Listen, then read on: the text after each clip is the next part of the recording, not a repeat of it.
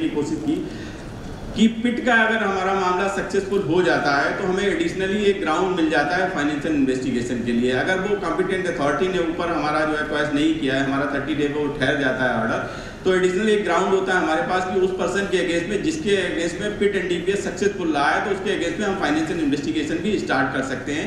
NDPS act का एक पूरा चैप्टर है, चैप्टर 5A, जो कि पावर देता है हम लोगों को। हम लोगों ने उसको एक्सप्लोर नहीं किया।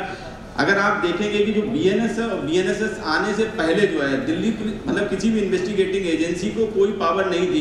ईडी को आप छोड़ दो, बाकी एजेंसी को आप छोड़ दो, लेकिन पुलिस को कोई पावर नहीं थी फाइनेंशियल इन्वेस्टिगेशन करने की। लेकिन ये एनडीपीएस एक्ट था जो स्पेसिफिक पावर देता है कि आप फाइनेंशियल इन्वेस्टिगेशन उस आदमी की कर सकते हैं। तो थोड़ा सा मैं बस 5 मिनट के अंदर 2-4 स्लाइड्स हैं उनकी कोशिश करूंगा कि आपको एक ब्रीफ जो है ओवरव्यू दे दूं।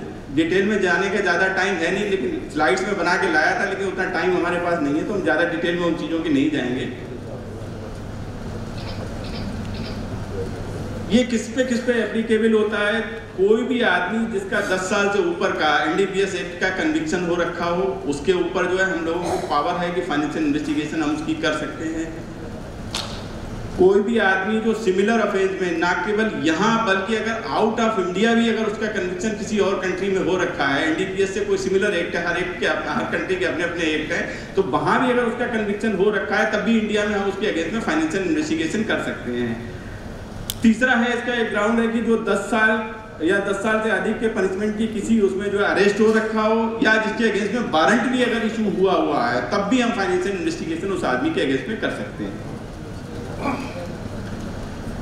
ये जो अभी पिट एनडीपीएस की हम लोग बात कर रहे थे, तो ये पिट एनडीपीएस भी एक अपने आप में ग्राउंड है कि पिट एनडीपीएस में अगर हमने उसको डिटेन किया हुआ है और वो ऑर्डर हमारा कोई ऊपर से नहीं हुआ है कॉम्पिटेंट अथॉरिटी के पास से, तो उस आदमी के अगेंस्ट में भी हम लोग जो है फाइनेंशियल इन्वेस्टिगेशन कर सकते हैं। इसीलिए पिट एनडीपीएस का थोड़ा हम लोगों ने जिक्र करने की कोशिश की थी। जो है ये ना केवल उस आदमी के अगेंस्ट में बल्कि उसके रिलेटिव्स के अगेंस्ट में भी हम फाइनेंशियल इन्वेस्टिगेशन कर सकते हैं। रिलेटिव्स की डेफिनेशन आगे दी गई कि कौन कौन लोग, ये काफी एग्जॉस्टिव वो है, अगर चाहें तो उसका पूरी फैमिली, पूरा आधा खानदान हम इसको फाइनेंशियल इन्वेस्टिगेशन की एम्बिट में ला सकते हैं।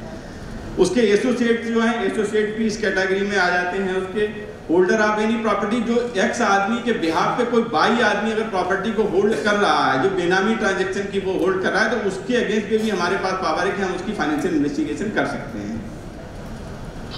जो रिलेटिव की डेफिनेशन है काफी एग्जॉस्टिव है कि स्पाउस आ जाता है, ब्रदर आ जाता है, सिस्टर आ जाता है, ब्रदर और सिस्टर का भी स्पाउस इसमें आ जाता है। काफी लंबी चौड़ी डेफिनेशन है। ये पूरा चैप्टर है 68A जो है से लेकर 68Z तक जो है काफी लंबी, बहुत सारे सेक्शंस हैं इसमें जो है। तो उसमें मैंने कहीं अपनी तरफ से इसमें कुछ भी ऐड नहीं किया हुआ है। जो वहाँ लैंग्वेज यूज हुई है, जो डेफिनेशन वहाँ पे हुई है, उसको एज इट इज बिल्कुल जो है सिंपल लैंग्वेज में तोड़ के यहाँ पे मैंने करने की कोशिश की है। तो ये सारे वहाँ पे दिए गए कि किसके किसके अगेंस्ट में आप फाइनेंशियल इन्वेस्टिगेशन कर सकते हो। उसका लीनियर एसेंडेंट और लीनियर डिसेंडेंट, उसके अगेंस्ट में भी जो है आप फाइनेंशियल इन्वेस्टिगेशन कर सकते हो। एसोसिएट की भी काफी लंबी डेफिनेशन में थोड़ा स्किप कर देता हूँ कि नहीं तो उतना टाइम शायद। जो इलीगली एक्वायर्ड प्रॉपर्टी है उसका मीनिंग क्या होगा? तो देखिए इलीगली एक्वायर्ड प्रॉपर्टी की काफी एग्जॉस्टिव यहाँ पे डेफिनेशन दी गई, लेकिन मोटा मोटा समझने के लिए आप अंडरस्टैंड ये कर सकते हैं कि जो डीए का केस हम लोग करते हैं, जैसे डिस्प्रोपोर्शनेट एसेट्स का केस करते हैं, कि एक तरफ हम लोग ये कहते हैं कि इनकम इतनी है इसकी, दूसरी तरफ टोटल प्रॉपर्टी जिनकी है, उनके बीच में अगर कोई डायरेक्ट कनेक्शन नहीं है तो वो डिस्प्रोपोर्शनेट एसेट बन जाता है। सेम रूल यहाँ एप्लीकेबल होता है कि अगर वो आदमी उसका सोर्स नहीं बता पा रहा है, वो आदमी ये नहीं बता पा रहा है कि प्रॉपर्टी कहाँ से लाया, और आपको ये लग रहा है कोई आपके पास ऐसी एविडेंस है, गैदर कर रखी है आपने, कि जहाँ लग रहा है कि किसी भी नार्कोटिक्स की सेल से अदरवाइज उसने वो प्रॉपर्टी सारी गैदर की हुई है, तो ये बर्डन ऑफ प्रूफ अब उसके ऊपर शिफ्ट हो जाता है। अगर प्राइमरी रिस्पॉन्सिबिलिटी आप लोग जो है कहीं उसका लिंक स्टेब्लिश कर देते हैं। मैं ये नहीं कह रहा हूँ कि आपने केवल जो प्रॉपर्टी आइडेंटिफाई की, प्रॉपर्टी आइडेंटिफाई करने के आपने कह दिया कि इसकी जो टोटल इनकम के सोर्सेज हैं उससे कहीं डिस्प्रोपोर्शनेट है, इसलिए ये जो है एनडीपीएस केस में कवर हो जाती है। डायरेक्टली आपको इस चीज के वो नहीं पावर देता है, लेकिन अगर आपने प्राइमरी रिस्पॉन्सिबिलिटी ये अपनी आप प्रूव कर दी कि इसका लिंक है कहीं ना कहीं किसी उससे, जो है जहां ये प्रॉपर्टी इसने उससे एक्वायर की हुई हो सकती है, तो अब उसका बर्डन आपके ऊपर नहीं है, उसका बर्डन अब उसके ऊपर शिफ्ट हो जाता है। उसे ये प्रूव करना है कि उसने लीगली ये सारी प्रॉपर्टी जो है एक्वायर कर रखी है। कॉम्पिटेंट अथॉरिटी इसमें कौन होगा, दूसरा एडमिनिस्ट्रेटर कौन होगा, कि एक बार प्रॉपर्टी आपने किसी की फ्रीज कर दी या सीज कर दी, तो उसके लिए जो इसी एक्ट में ही प्रोविजन किया हुआ 2 सेक्शन है, 68D और 68G जो है, तो ये दोनों एक जो है कॉम्पिटेंट अथॉरिटी की बात करता है कि कौन होगा, तो officer of the rank of commissioner of custom जो है सेंट्रल एक्साइज, शायद आए भी होंगे मुझे लग रहा है मैं कॉम्पिटेंट अथॉरिटी, तो मैं बहुत ज़्यादा डिटेल में इसमें नहीं जा रहा हूँ।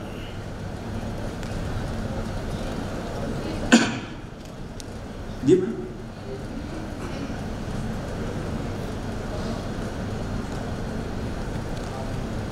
ये काम एडमिनिस्ट्रेटिव वाली में, अच्छा वो बता, ठीक है। अब सबसे बड़ा सवाल होता है कि जो प्रॉपर्टी है वो कौन आइडेंटिफाई कर सकता है जो है, और कौन सा ऑफिसर होगा और कैसे आप उसको इनिशिएशन कर सकते हो। तो इसका सेक्शन 68E कहता है कि दो तरीके की पावर देता है कि एक वो एजेंसी जो पुलिस के अदरवाइज हैं और एक वो जो पुलिस है जो है। तो पुलिस को जो SHO की पावर ऑटोमेटिकली मिली हुई है, लेकिन दूसरी एजेंसी को NDPS एक्ट का सेक्शन 53 SHO की पावर देता है। तो जिस भी आदमी के पास SHO की पावर है या जो SHO है तो वो जो है इनिशिएट कर सकता है किसी के अगेंस्ट पे, लेकिन उसको जो है उस चीज़ की प्रॉपरली इन्फॉर्मेशन कहीं ना कहीं से होनी चाहिए। तो वो थोड़ा हम आगे उस चीज़ को आते हैं।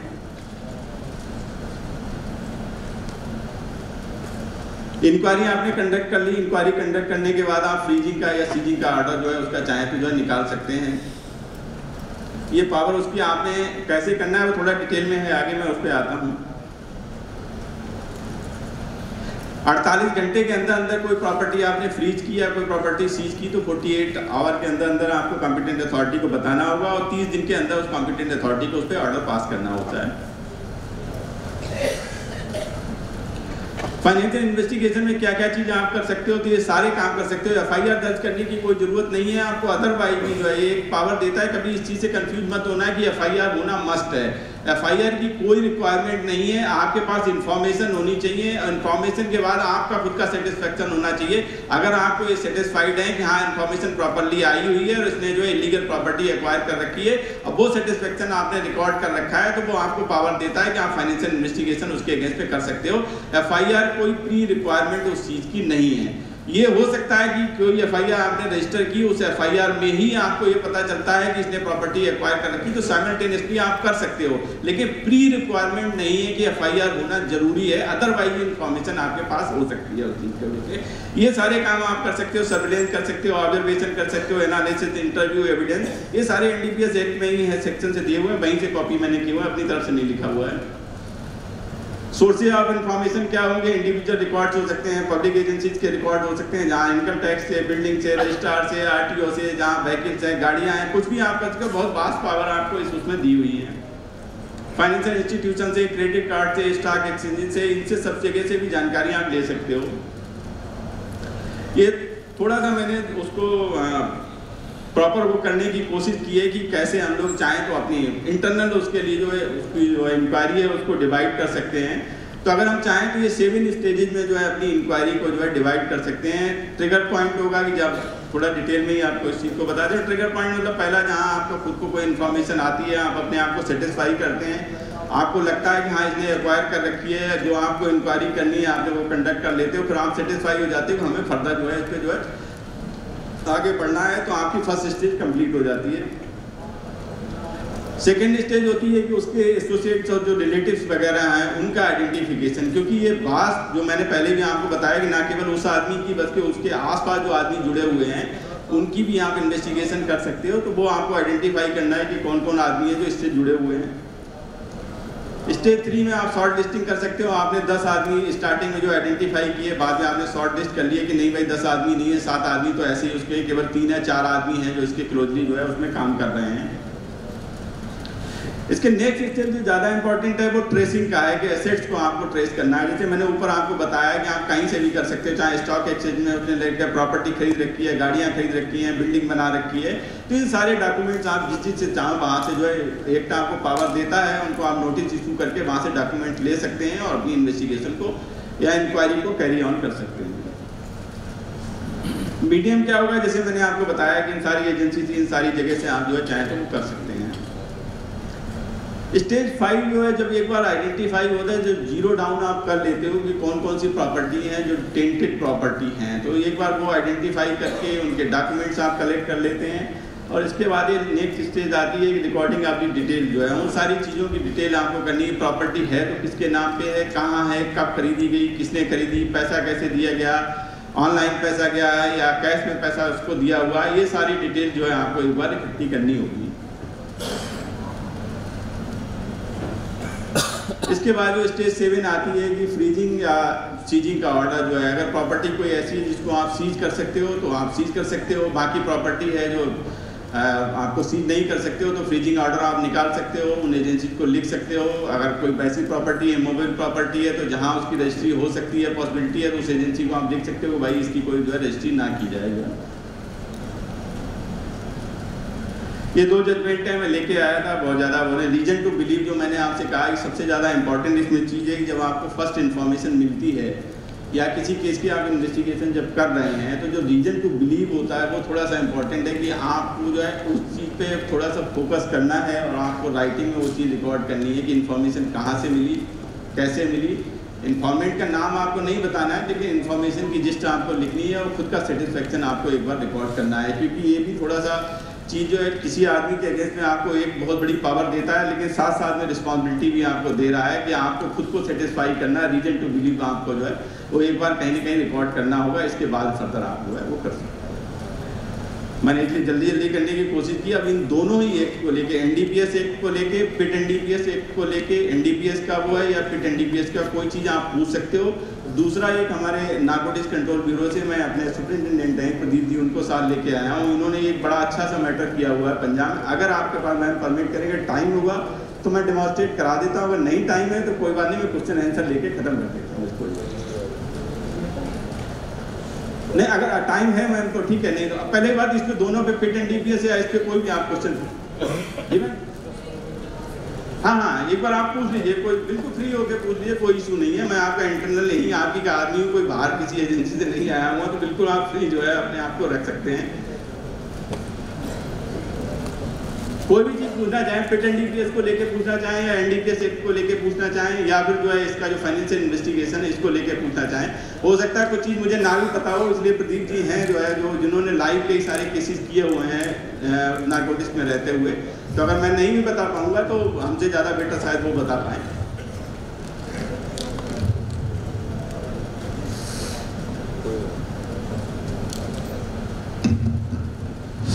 हेलो सर, ये जो पिट एनडीपीएस है जो आप बता रहे थे हाई कोर्ट में या सुप्रीम कोर्ट में क्वेश्चन के लिए, जो क्वेश्चन के लिए मैंने भी कुछ केसेस की स्टडी की है, उसमें जो मेन चीज़ निकल के आया है कि जब स्पॉन्सरिंग अथॉरिटी भेजती है मिनिस्ट्री ऑफ फाइनेंस को, तो स्पॉन्सरिंग अथॉरिटी के भेजने के कितने दिन बाद ये जो मिनिस्ट्री ऑफ फाइनेंस है वो ऑर्डर पास करती है। वो मेन इस चीज़ को कंटेंशन में रखते हैं कि भाई जब स्पॉन्सरिंग अथॉरिटी ने आपको भेज दिया तो आपने इतना टाइम क्यों लिया? अगर आपको लगता था कि बेल हो जाएगा तो आपने इमिडिएटली क्यों नहीं किया? ये इस बात पे ही जितने हाई कोर्ट के जो डिसीजन हुए इसी बात पर पिट एनडीपीएस हो रहा है। बिल्कुल आपकी बात ठीक है। मैंने आपको बताया कि लगभग 150 के आसपास केसेस मैंने डाउनलोड किए थे, उनको स्टडी किया था। उनमें ये ग्राउंड जो आप बता रहे हो बिल्कुल मेजर ग्राउंड है कि जहाँ बहुत ज़्यादा डिले हो जाती है, तो अननेसेसरी डिले जहाँ हो रही है तो तलवार उसके ऊपर लटकी हुई है जो है, और आप ऑर्डर भी पास नहीं कर रहे हो, तो वहाँ पे हाई कोर्ट ने और 1-2 केसेज में मैंने देखा है सुप्रीम कोर्ट ने भी उस ऑर्डर को क्वेश किया है। बिल्कुल आपकी बात ठीक है कि एक रीजनेबल टाइम में आज आपने इनिशिएट किया तो एक रीजनेबल टाइम में डिटेंशन ऑर्डर पास हो जाना चाहिए। ना केवल ऑर्डर पास हो जाना चाहिए, अगर पॉजिटिव ऑर्डर है तो एग्जीक्यूट भी हो जाना चाहिए। कि कई बार देखा गया कि ऑर्डर पास होने के बाद एग्जीक्यूशन और उसके बीच में भी गैप रहा है, तो वो गैप भी नहीं होना चाहिए। और है क्या दो चीज़ें आप देखो, चाहे कोई एनडीपीएस एक्ट हो चाहे पिट एनडीपीएस एक्ट हो, इन दोनों एक्ट को ड्रैकोनियन लॉ कहा जाता है। ड्रैकोनियन लॉ क्यों कहा जाता है? क्योंकि जब ये एक्ट आया था 1985 में, जो एनडीपीएस एक्ट पास हुआ था, जिसके 2 प्रोविजन ऐसे थे, 2 क्या एक्चुअली 4 प्रोविजन इसमें ऐसे थे जो नॉर्मल क्रिमिनल जूरिस्प्रूडेंस से बिल्कुल डिवेटेड थे। जो है जो क्रिमिनल जूरिस्प्रूडेंस में इंडियन उसमें उस समय तक एक्सेप्टेड नहीं थे। एक तो प्रेजम्पशन का क्लास था सेक्शन 35 और सेक्शन 54 जो है, ये जो बर्डन ऑफ प्रूफ जो है जो प्रोसिक्यूटिंग एजेंसी के पास होता है, इन्वेस्टिगेटिंग एजेंसी के पास होता है, ये शिफ्ट करता था कि ओनस उसके ऊपर होगा एक्यूज का। हालांकि बाद में कई सारे एक्ट में वो चीज़ आ गई, लेकिन 85 तक किसी भी एक्ट में ओनस शिफ्ट नहीं हो रहा था। वो पहली बार जब 498 और 304B के जो मैटर्स आए तो तब पहली बार आईपीसी में अमेंडमेंट करके वो ओनस एक्यूज के ऊपर शिफ्ट किया गया, लेकिन उससे पहले 85 का एक्ट आ चुका था जो है। तो जुडिशरी ने क्या किया, जब इंटरप्रिटेशन जुडिशरी इस चीज़ की करती, दूसरा सेक्शन 37 अगर आप देखोगे तो बेल की जो ट्विन कंडीशन है वो काफ़ी स्ट्रांग है, जहाँ जज को खुद को सेटिस्फाई करना होता है कि फ्यूचर में कोई इस तरीके का ऑफेंस नहीं करेगा, नियर फ्यूचर में, और दूसरा जो मटेरियल उसके पास अवेलेबल है उस मटेरियल के बेसिस पे इसका कन्विक्शन पॉसिबल नहीं है। तो ये दो चीज़ें ऐसी थी कि एक तरफ तो बेल आप उसकी इम्पॉसिबल बना रहे हो ट्रायल कोर्ट के ऊपर, दूसरा आप जहां पूरा बर्डन उसके ऊपर डाल रहे हो। तो जो इंटरप्रिटेशन जुडिशरी ने किया, चाहे हाई कोर्ट ने किया हो चाहे सुप्रीम कोर्ट ने किया हो, तो वो भी उतनी ही जेलसली उसने किया है कि एक तरफ अगर एक्यूज के ऊपर ये सारी चीज़ें हैं तो एजेंसीज के ऊपर भी सेक्शन 50 को अगर आप देखोगे, जो नोटिस का खासतौर पर होता है, नोटिस का जो इंटरप्रिटेशन है जो कहाँ से चला था और आज इस स्थिति तक आ गया था कि उन्होंने कहा नियरेस्ट मजिस्ट्रेट के पास, अभी दिल्ली हाई कोर्ट का जजमेंट था कि नियरेस्ट जुडिशियल मजिस्ट्रेट के पास आपको उसमें लिखना होगा नोटिस में कि हमने उसको बताया था कि आपको हम नियरेस्ट जुडिशियल मजिस्ट्रेट के पास ले जाएंगे। जबकि एक्ट में ना तो कहीं राइटिंग में नोटिस देने का प्रोविजन है, ना ही एक्ट में ये बताने का प्रोविजन है, केवल उसको राइट्स बताना है उसको कि तुम्हारे राइट्स ये हैं और तुमको जो है चाहे गजेटेड अफसर के सामने या जुडिशियल मजिस्ट्रेट के सामने तलाशी करवा सकते हो। तो आपकी बात बिल्कुल जस्टिफाइड है। सर इसी मैटर पे अभी 2024 में 2023 में एक मोहम्मद जावेद को हाई कोर्ट ने 38 पेज का ऑर्डर करके पास किया था और उसको बेल दिया था, जिसको मैंने चैलेंज किया था सुप्रीम कोर्ट में। बिल्कुल, मैं जब ये मैटर की ब्रीफिंग हो रही थी तो सुप्रीम कोर्ट में एक्चुअली मेरी पोस्टिंग नारकोटिक्स में भी है, तो एसजी साहब अपीयर होना था, तो हालांकि मैटर दिल्ली पुलिस का था, तो उन्होंने उस समय बुलाया हुआ था, शायद जस्टिस जसमीत सिंह का जजमेंट था, शायद जसमीत सिंह का जजमेंट था, तो काफी डिटेल में वो करके बाद में लेटर ऑन सेटिस्फाइड भी हो गया। अभी सुप्रीम कोर्ट से सेटिस्फाइड कर दिया वो 2.5 घंटे की। मैं भी शायद प्रदीप भी हमारे साथ गया था, तो हमने 2-2.5 घंटे की ब्रीफिंग सॉलिसिटर जनरल साहब के पास की थी कि वो 85 में एक्ट आया था, उससे पहले जो सिंगल कन्वेंशन थी कि कैसे आया, कैसे डेवलप हुआ, कहाँ से कहाँ तक हम लोग पहुँच गए। तो इस बेस पे सर दिल्ली में कम से कम 200-250 मुस्लिम जो है ना बेल ले गए। हाँ बिल्कुल ले गए। मैंने अभी उन 17 बेल एप्लीकेशन मतलब उनके कैंसिलेशन के लिए मूव करी है, और सीपी साहब की तरफ से एक ऑर्डर भी हुआ है जिसमें सभी के लिए डायरेक्शन है कि जिसमें साबिर के बेस पे बेल हुआ सबका कैंसिलेशन हो। सर एक चीज़ आपने ये बताया है जो फ्रीजिंग ऑर्डर में कि बिना कमर्शियल क्वांटिटी के हम फ्रीजिंग ऑर्डर कैसे करें। देखिए कमर्शियल क्वांटिटी की बात नहीं है यहाँ पे, यहाँ फ्रीजिंग ऑर्डर की बात कर रहा हूँ। हाँ मैं बात वही कह रहा हूँ, उसी पॉइंट पे आ रहा हूँ। यहाँ केवल 2 चीजें हैं कि या तो 10 साल तक की सजा उसे हो चुकी है, या फिर 10 साल तक की सजा में वो अरेस्ट हो चुका है, या उसके खिलाफ वारंट निकल चुका है, या फिर वो पेटेंट डीपीएस में बंद है। तो वहाँ कोई कमर्शियल क्वांटिटी और उसकी बात नहीं है। जो भी सेक्शन है जिसमें 10 साल से ऊपर की पनिशमेंट है और उसमें अगर अरेस्ट हो रखा है उसके खिलाफ आप कर सकते हैं। क्योंकि सर अभी हमारे 3 केसों में हमने फ्रीजिंग ऑर्डर कराए हैं और कॉम्पिटेंट अथॉरिटी ने उसको एक्सेप्ट किया। अच्छा एक चीज़ और है जो मैं शायद बताना आपको भूल गया कि अगर आपको लगता है कि आप नहीं करना चाहते हो क्योंकि फाइनेंशियल इन्वेस्टिगेशन में इतनी सारी चीज़ें हैं, आपके भी रिसोर्सेज लिमिटेड हैं, तो आप ईडी को भी इन्फॉर्म कर सकते हो, क्योंकि ये जो सेक्शन है ये अपने आप को ये पावर भी आपको देता है कि आप उनको इन्फॉर्म, क्योंकि वह प्रेडिकेट ऑफेंस के उसमें एनडीपीएस एक्ट भी है अपने आप में। सर हमारे यहाँ 32,40,000 रुपया हमने 2 जगह से रिकवरी करी थी। हमने ईडी इनकम टैक्स सभी को दिया, किसी ने कोई एक्ट नहीं किया, और हमने जब फ्रीजिंग ऑर्डर वहाँ भेजा तो कॉम्पिटेंट अथॉरिटी ने उसको कन्फर्म किया, बाकी वहाँ से अभी तक कुछ नहीं आया। नहीं बिल्कुल अच्छी बात है क्योंकि आप प्रोएक्टिवली आपने चीज़ें की हुई हैं। और कोई क्वेश्चन करना चाह रहा हूँ?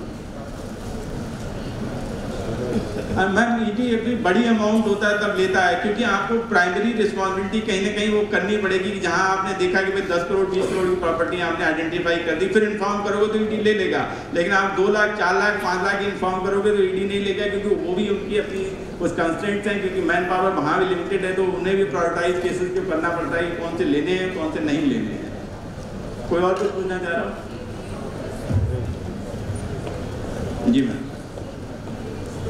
नहीं मैम, देखिए उसमें थोड़ा सा कई सारे लोगों से मैं डिफर करता हूँ उस चीज़ में कि एडवाइजरी बोर्ड ने जो आपका ऑर्डर था, आप क्या हो, आप एक तरीके की स्पॉन्सरिंग एजेंसी हो, आपने स्पॉन्सर किया, आपने भेज दिया, उस एजेंसी के पास वो चला गया जो है, वहाँ उन्होंने एक तरीके क्वासी जुडिशियल पावर्स उनको दी गई हैं, तो क्वासी जुडिशियल पावर्स का यूज करते हुए उन्होंने उसको कर दिया। तो आप तो नहीं जा सकते लेकिन एक्यूज जा सकता है अगर उसका ऑर्डर कन्फर्म किया हुआ है। लेकिन अगर आपको ऑर्डर क्वेश्चन कर दिया तो मैटर वहीं पे एंड हो जाता है, क्योंकि आपको 226 में जाना होगा जो है, अदरवाइज तो कोई प्रोविजन है नहीं कहीं। तो 226 में आपको हाई कोर्ट इंटरटेन करेगा नहीं कि भाई, क्योंकि क्वेसी जुडिशियल मैटर था, एडमिनिस्ट्रेटिव कैपेसिटी में हो गया हुआ था, आपको बिल्कुल कई सारे जजमेंट्स हैं, शायद मैं नोट भी एक छोटा सा बनाया हुआ है मेरे पास में, मोबाइल में पड़ा हुआ। मैं अगर उन्होंने ग्राउंड्स नहीं दिए ऑर्डर सेटिस्फाइड करने के तो एटलीस्ट हमें मैम होना चाहिए, बिल्कुल बात ठीक है, मैं भी इसी चीज़ को, दोनों चीज़ों में बैलेंस आपस में होना चाहिए कि भाई जहाँ उन्होंने ग्राउंड नहीं दिया आपको ऑर्डर करता हूँ, आपके पास भी वो होनी चाहिए, लेकिन है नहीं मैम। जो भी अभी तक जजमेंट जो मुझे मिले हैं जो है वो जजमेंट सारे अपने अगेंस्ट में हैं, जहाँ वो कहते हैं कि आप नहीं जा सकते। एक्यूज अगर कंफर्मेशन कर दी तो एक्यूज हाईकोर्ट में जा सकता है, एक्यूज सुप्रीम कोर्ट में अपने जो है फंडामेंटल राइट्स के और अपने बेसिक राइट्स के वायलेशन के लिए जा सकता है, लेकिन स्पॉन्सरिंग एजेंसी नहीं जा सकती। जी मैम, हाँ वो कर सकते हैं। सर अगर हाई कोर्ट के ऑर्डर में इलीगलिटी है कोई, तो क्या हम सुप्रीम कोर्ट में एसएलपी में नहीं जा सकते? नहीं, हाई कोर्ट के ऑर्डर में इलीगलिटी है। देखिए सुप्रीम कोर्ट का जो स्कोप है एसएलपी का, एसएलपी को कहते हैं special leave petition. Yes, sir. मतलब वो कोई आपका राइट नहीं है, वो सुप्रीम कोर्ट में स्पेशल लीव, आप उसकी परमिशन ले रहे हो कि भाई जनाब मैं आना चाहता हूँ, आपके पास क्यों आना चाहते हो? क्योंकि कोई क्वेश्चन ऐसा है जो कि सेटल्ड लॉ का नहीं हुआ, कोई मैटर ऐसा है जो कि पब्लिक इंपॉर्टेंस का है, तो सुप्रीम कोर्ट बाइंड नहीं है, बाउंड नहीं है कहीं नॉर्मल उससे जो है। बाकी जो अपीलाट वो है वो कहीं ना कहीं किसी एक से ओरिजिनेट होते हैं कि भाई अपील का आपको सीआरपीसी में दिया है या सीपीसी में कोई प्रोविजन दिया हुआ, लेकिन सुप्रीम कोर्ट की जो पावर्स हैं, दो सेक्शन है, बड़ा इंपॉर्टेंट सेक्शन है, सेक्शन 141, 142 और सेक्शन 137 आर्टिकल, सॉरी जो है सेक्शन मैं कह रहा हूँ, तो आर्टिकल 141 और आर्टिकल 142 है सुप्रीम कोर्ट को कंप्लीट जस्टिस करने की पावर देता है without any appeal, without any. वो सुप्रीम कोर्ट सुमोटो भी चाहे तो किसी चीज को अपने पास मंगा सकता है, न्यूज़पेपर कटिंग से भी चाहे दोनों पार्टी के बीच में मैटर को सेटल कर सकता है। जो ये है जहां पब्लिक इंपॉर्टेंस का कोई मैटर है या क्वेश्चन आप ला है कोई जो डिसाइड नहीं हुआ है, आप तभी जो है उसमें जा सकते हो। नॉर्मली हम लोग चले बेल में भी जाते हैं, लेकिन बेल में नॉर्मली मेरा व्यू रहा है कि हम जब तक कोई मामला ऐसा सेटल नहीं कराना नहीं जाना चाहिए। कोई और किसी को क्वेश्चन करना?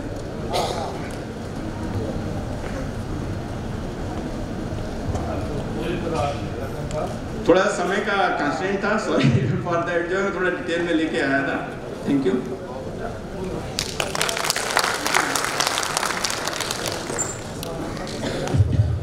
सर आपने बहुत अच्छा सेशन लिया एंड जो भी कंटेंट था बहुत अच्छा था and definitely will invite you the next time और लंबे सेशन के लिए तसल्ली से आपको एक्सेस देंगे sir. Thank you so much.